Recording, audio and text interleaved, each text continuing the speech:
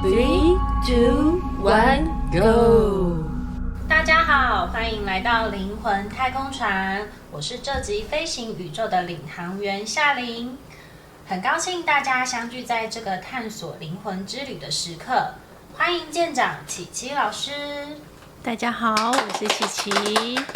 还有我们其他的航行者。嗨，大家好，我是默默，我是你，我是子轩。很高兴又再次跟大家相聚。这集我们要来聊聊的是丰盛。我相信很多听众朋友，包括我自己在内，当一听到丰盛这两个字的时候，最直接连接到的会是金钱。但其实今天呢，我们想透过我们各个航行者的分享，还有琪琪老师的分享，来带我们一起探索丰盛这个词真正的含义是什么。其实丰盛可以不光只是被定义在金钱之上，有钱也不代表你可以拥有源源不绝的丰盛感。那在追求物质的丰盛的时候，精神层面的丰盛，我们又可以怎么样的去探索呢？这集就想跟听众朋友们一起来聊聊这个话题。在一开始之前呢，想要先问看看我们各位航行者，目前你们对于自己的生活，如果要用一个分数来打分的话，觉得会打几分呢？我觉得很难用分数来形容因为就是用分数，我觉得好难打哦。但整体来说的话，我会觉得对自己的生活还蛮满意的，然后也都很感恩。很感恩现在有的生活，然后可能也不会觉得有什么足啊，或是匮乏感这样子。目前是还行。我觉得我最近的生活可能分数不会这么高，因为我觉得现在是在一个交替的期间。为什么你之前不是刚换工作，而且刚开始听你分享换工作的时候，你听起来蛮开心的，超开心。对，因为你知道薪水加了50%之后，很多就会觉得1.5倍，好开心哦。可是那个开心很短暂的，因为我现在换到了新工作，我发现过去原本在旧工作的一些开心感，不见了。上班时候的开心感觉，对，可能就是随时想请假就请假的自由感。被限缩了。对，哎呀，一开始都这样啦。对啊，确实就是时间到了，我该有的假就会有了。然后，我觉得可能会让我比较有一点点情绪低落的部分是公司的氛围感。因为以前在公司的时候，其实大家虽然很忙，然后有很多杂事，可是我们可以互相聊天，互相在一些情绪支持。对，即便很累，但是至少相处的伙伴、同事会让你感觉很放松的。左右邻居很放松。那但是现在新的工作，第一可能是大家都还不熟悉，再来是这个团队、这个办公室的氛围，真的就是比较冷静派的，没有那种很比较像严肃一点，年轻人在那边会嘻嘻哈哈打闹。对，那我自己个人又是一个非常外放的 E 人，我没办法。很需要有点 conversation 跟回馈对，的。即便我很忙，我可以边做事情，我嘴巴也可以一直讲、一直讲、一直讲的那种状态，会让我更有动力，你知道吗？但现在就没有，所以我觉得可能我心里还是在对于工作上面这个追求的东西是什么？到底是真的是金钱呢，还是一些气氛的一个状态？心灵上面的。对，所以我现在有点混乱，所以我自己会给自己打个应该可能60分吧。60分，本来以为你换了工作会变90分，对，1.5倍，可能应该会从60分来到90分，结果反而你现在是在一个60分的状况，这算有上去90分以下，但很快就下来了，又下来了。所以其实我觉得大家也可以观察一下自己的生活，就是你在有钱的时候状态，你给自己打的分数是不是真的一直维持在一个高标？是不是还有一些因素在影响你对于生活丰盛感的一些感受？那你是增加1.5倍嘛？我们琪琪老师曾经有的经验，他是连那1.5倍都没有，他曾经就是有一段时间是完全在进行免费义教，是没有薪水的。那可不可以请琪琪老师来跟我们分享一下那段时间你义教的经验，在没有薪水的情况下，你心灵的感受度是怎么样？是开心的吗？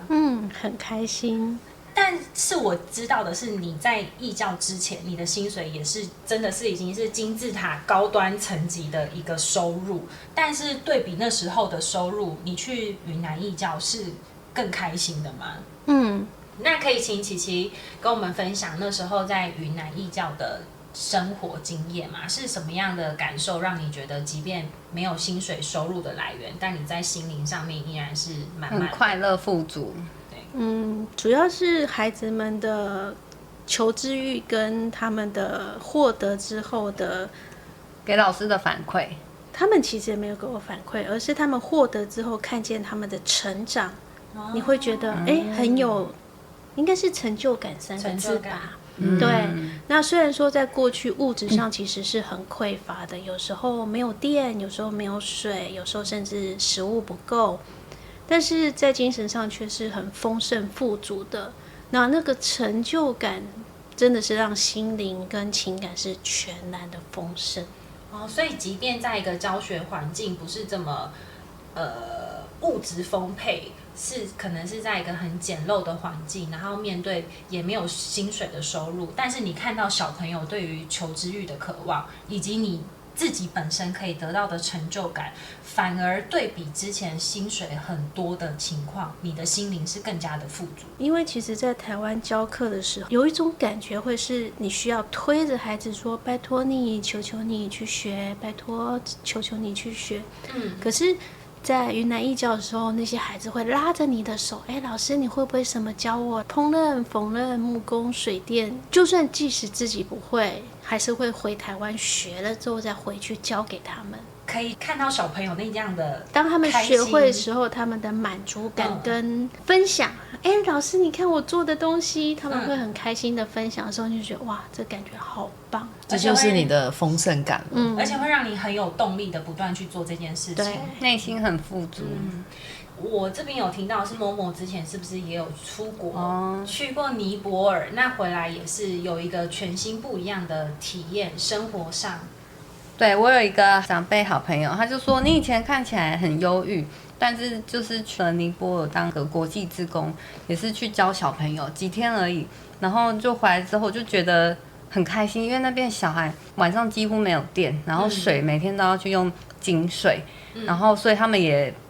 不算常洗澡，可能真的很脏，然后洗一下，或是小朋友可能其实都没有洗，因为他们可能也不一定有爸妈，然后食物上面也是都吃得很简单，但是他们每一个小朋友都笑得很开心，糖果掉在地上全部都是沙子，他们还很开心的拿起来吃，就觉得他们什么都没有，没水没电，然后房子可能也是那种超破旧的那种土房，但是他们笑得比台湾的每一个小朋友都还开心，就是会想说他到底在开心什么，但是你看他笑，你就算不知道他在笑什么，你看着他笑，我也觉得哦好开心，然后会有融化的感觉，所以有点算是被他们给感染了那种很单纯纯真的愉悦，进而带给你心灵上的一种丰盛的感觉，就觉得他们的开心是真的是由内心发散出来的，并不是说他拥有了什么，他穿了什么，或是爸爸妈妈怎么样，仅仅是活着他就是开心了。然后沙地上有虫，他们也玩得很开心，然后掉进水沟也很开心，吃地上糖果也很开心，就是然后你教他什么东西，他只要觉得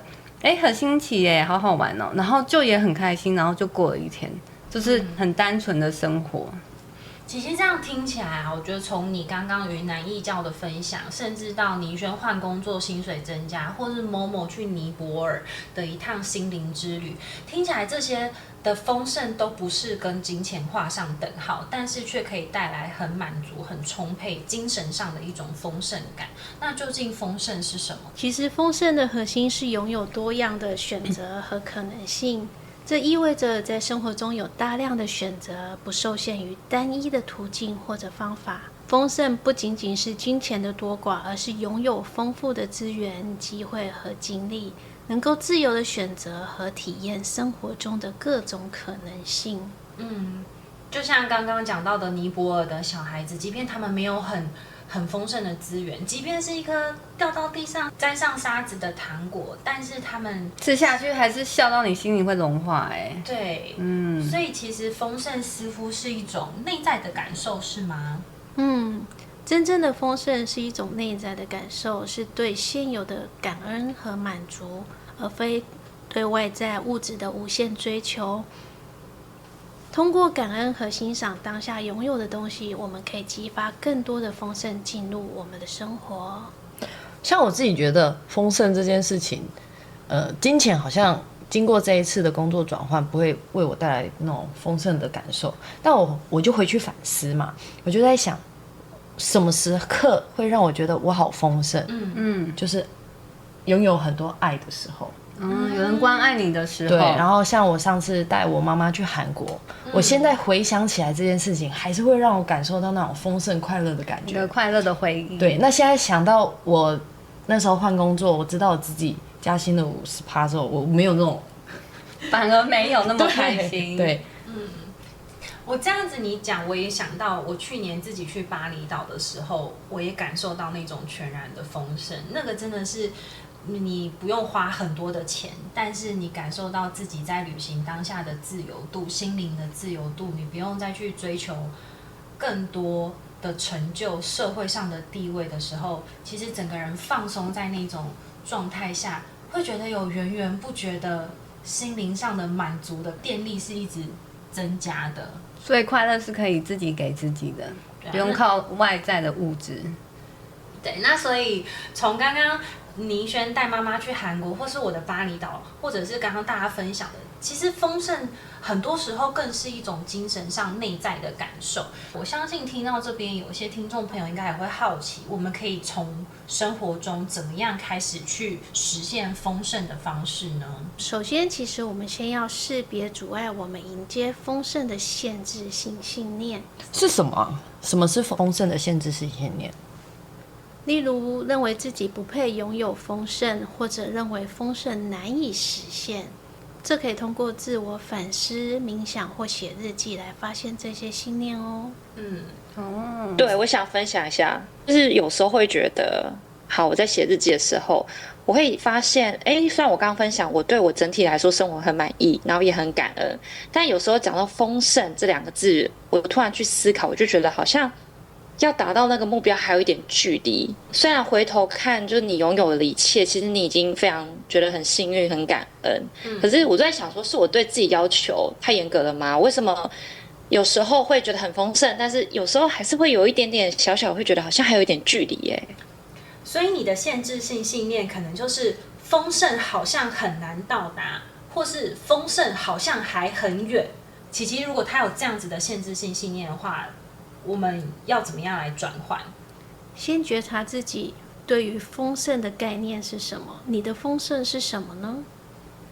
我觉得我对丰盛的定义是过着自己想要的人生，然后内心是很充满喜悦，然后没有疑虑，也没有恐惧，还有能力去帮助别人。这是我自己对丰盛的定义。那你觉得缺乏还差1步、差2步的那个距离，到底是你缺乏了什么？好，如果举刚刚夏琳的例子，有时候你出去玩，然后这个过程中你觉得好丰盛，可是当你有时候回到现实生活中，你可能遇到一些事情，那个感觉你知道又会回来，所以我就觉得好像其实如果没有发生这些事情，你还是会觉得很丰盛，可是有时候好像就是把你打回去那个现实世界里面，然后或是那时候工作刚好压力很大的时候，就会开始又有一点就是这种自我怀疑又出来了，好像没办法时时刻刻保持丰盛的状态。对，我觉得就是那个有时候会上上下下的感觉。这个限制性信念到底是什么呢？如果你一直在度假的状态中，你可以持续维持着这个丰盛的感受吗？其实也不能，因为你会觉得无聊。那你回到现实生活中，这些压力其实是什么？你要不要转个信念去想它？这些压力是什么？这就是大家会卡着丰盛的地方，因为你看，大家就是一直不断的围绕在我需要用物质上面，或者是世俗上面的成就来定义丰盛。但是如果你再仔细回去刚刚思考，我们每一个人分享的，琪琪分享的云南义教的例子，然后或者是恰恰分享带妈妈去韩国的那种心灵上的喜悦，或者是Momo 去尼泊尔也是去义教小朋友，那个当下其实他们好像并没有用一个世俗的东西在定义他们的快乐跟丰盛的感觉。但是反观于子轩，我们现在提到的是识别你的限制性信念嘛，你真的会有很多限制性信念卡在那边，说我必须要做这件事情我才能快乐，我必须要做这件事情我才会丰盛，我离丰盛好像还很远。但我们是不是应该要换一个方式说，就是其实我不是离这个丰盛还很远，其实可以说我正走在丰盛的路程上。对，然后除了自己跟自己说一次够吗？其实可以每天重复这些正面信念哦，将这些成为自己潜意识的一部分。例如，可以将我不值得丰盛替换为我完全值得，并且准备好迎接丰盛。我正走在丰盛的路上。对，所以我觉得刚刚子轩其实是一个很好的例子，他帮我们很多人卡关的地方又再次的带出来。我们会用太多的高楼大厦来封闭我们自己，去接触那些丰盛。但是其实我们反而要用正面的信念来替换，就是我其实已经走在丰盛的路上，而且要不断的去追寻，提醒自己，对，也可以去回想自己精神上会开心的，是不是就叫做兴奋点？要怎么样去追寻兴奋点？当我们做自己真正热爱的事情时，会自然而然的吸引丰盛。所以寻找让自己感到兴奋和快乐的事物，并且行动起来，追随内心最兴奋的事情，因为这个是灵魂引导我们的方向。像倪轩之前是不是去旅游之前？讲到兴奋点这件事情，大家都觉得出去玩、去旅游是一个很兴奋的事情，但整个过程，我最兴奋的状态就是在打包行李的时候，我准备要出发的时候，那是我最痛苦的时候。我最兴奋，即便我只是去澎湖出差这件事情，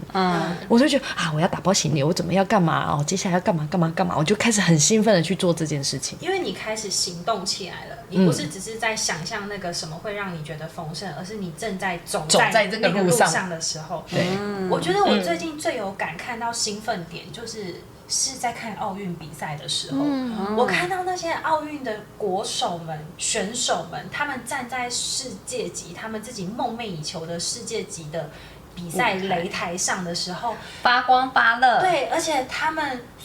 不仅承受着比赛的高抗压，他们在当下是好像在进行一场表演一样，在做着自己很开心。很尽情的在散发自己的热情的时候，我那时候就觉得天啊，他们每个人都是闪闪发亮，就像容光焕发，对，都像在追寻他们的兴奋点。然后你会感受到他的兴奋，所以看比赛的时候就觉得哇，很共情很感动。所以其实有很重要的一点，是不是我们不仅要找到自己热爱的事情，而且还要采取行动。行动是将内心的兴奋点转化为现实的重要步骤哦。需要不断调整和适应，但保持对内心热情的专注和坚持。所以不仅想，还要行动起来。在还没行动之前，我们是不是也有一些方式可以在脑中想象这些画面跟感受呢？其实我们可以想象自己已经拥有了丰盛，我有丰盛的感受了，具体的视觉化那种感受和情境。这能帮助大脑建立积极的信念和期待。每天花时间冥想，专注于内心的丰盛感和感恩之情。这个是不是很像我们上一集在讲那个金钱的部分？我们有讲到17秒存念等于2000小时的行动力量。大家可以复习起来。17秒存念，对，17秒等于，你再讲一次，17秒等于多少？17秒存念等于2000小时的行动力量。然后上一集我们有教大家，就是每天可以花17秒去视觉化自己达成财务目标的场景。那我想这个可以把它运用在你已经想象已经拥有丰盛的场景，然后那个满足感，那个心理的那个感受。那是不是也跟那个宇宙接收包裹一样，用五感去感受那个实现丰盛的感觉？具象化在心里面。对，要先具象化。那除了就是视觉化、具象化以外呢？其实我们可以经常表达感恩之情，或者记录每天的感恩事项，这有助于培养积极的心态。感恩能够转变我们对生活的看法，让我们更容易吸引丰盛哦。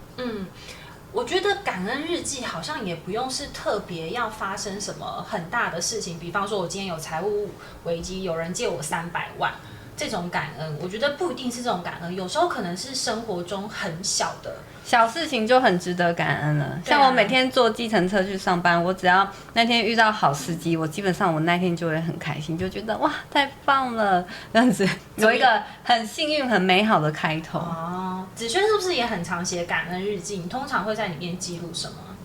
我通常在写日记的时候，我不会特别说是感恩日记，但是它有点像是先把。就是刚刚有讲到，先情绪啊、理清啊，然后自己问一些问题，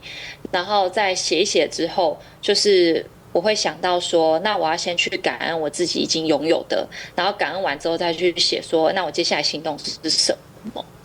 对，所以就把它尽量的变成生活的一部分。但是其实有时候呢，我也不会那么认真啦。我就是睡觉前，我光躺在我的床，我就觉得天啊，好感恩我现在有舒服的床可以睡，然后我就可以很开心、很开心的睡觉。所以真的就是从小事记录起，不管是遇到好的计程车司机，或者是说你觉得有一个很舒服的床，这其实都是我们对生活当中细小事物的觉察，并且注入一些感恩的情绪在里面。慢慢这些小小的情绪累积起来之后，你就会觉得生活中好像很知足，好像会有一种充满丰盛的感觉。真的就是知足常乐。对细小的事物都觉得可以很感谢。而且我觉得感恩日记还有一个很大的功用，就是它可以帮助我们适时的去整合内在与外在。对，我们可以回去看看，你当初写下来的跟你现在正在行动的是不是一样的，对不对？就是保持内在信念和外在行动的一致性。当我们的行动符合内心的信念时，更容易吸引丰盛的到来。坦诚面对自己的内在需求，并在外在世界中勇敢的追求。就像我觉得像子轩既然会写感恩日记，但你又同时好像很常被一些世俗的框架定义你对丰盛的概念的时候，不妨就常常去 review 吧，review 一下你的感恩日记是不是跟你现在正在行动的目标是一致的，这样才可以整合我们的内在跟外在。其实我觉得刚刚讲到那个日记，其实就有点像是你再回头看你过去写的，你会发现哦，原来你也已经进步了很多。我觉得它也算是一种反思，然后你也可以就是去肯定自己过去做的努力，即便过去有很多的纠结啊，然后或者是有一些现实性信念，可是随着你写下来，然后你比较理清了之后，你现在回头看。然后你就会发现，其实你也走了蛮多，然后你也会更加的去感恩。那当然还有一个，我觉得最重要的是，我们通常有时候会去感恩别人，但是琪琪通常都会提醒我们要感恩自己，这个也是我之前会忘记的部分。真的，其实，在这些事情中，最努力的人是谁？自己，是自己。所以，不管怎么样，最先感谢的一定要是自己。谢谢自己这么努力，谢谢自己做得这么棒，做得这么好。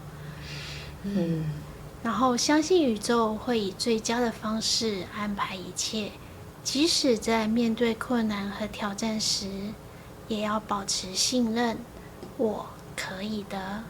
能够来到我面前的困难，都是我能够解决的。那每一次新的困难、新的压力、新的挑战，都是帮助我更前进一步，学到更好的状态，调整自己，然后放下对结果的执着，专注于当下的行动和感受。我觉得这个丰盛虽然看起来这2个字很简单，有的人可能觉得很难，但你要先放下来，它其实一点都不难。如果当你开始觉得难的时候，你就已经是在限制自己去迎向丰盛的这件事情。对，那在结尾的时候，也想要邀请听众朋友们一起来练习看看要怎么视觉化丰盛。这边想要请琪琪老师就用很简单的一句话去带我们迎接丰盛的感觉。大家可以先闭上眼睛。好，我们或许可以把2只手放在自己的胸口，放在胸口，然后好好的感谢自己。我们说谢谢我们自己，谢谢我们自己，谢谢我自己，这一生表现的都非常的好，这一生表一生现的表现的都非常的好，我完全值得并准备好迎接丰盛。我完全值得并准备好迎接丰盛。感恩一切，感谢所有的发生，感恩一切，感谢所有的发生。那不知道听众朋友们，你们有没有感受到这股温暖丰盛之流正流到你的心中了呢？让我们也祝福大家在听完我们这集的节目之后，都可以用一些小方法来迎接你生活中细小、美好、知足、丰盛的感觉。这集节目就到这边喽，谢谢大家，耶，谢谢大家，拜拜谢谢大家。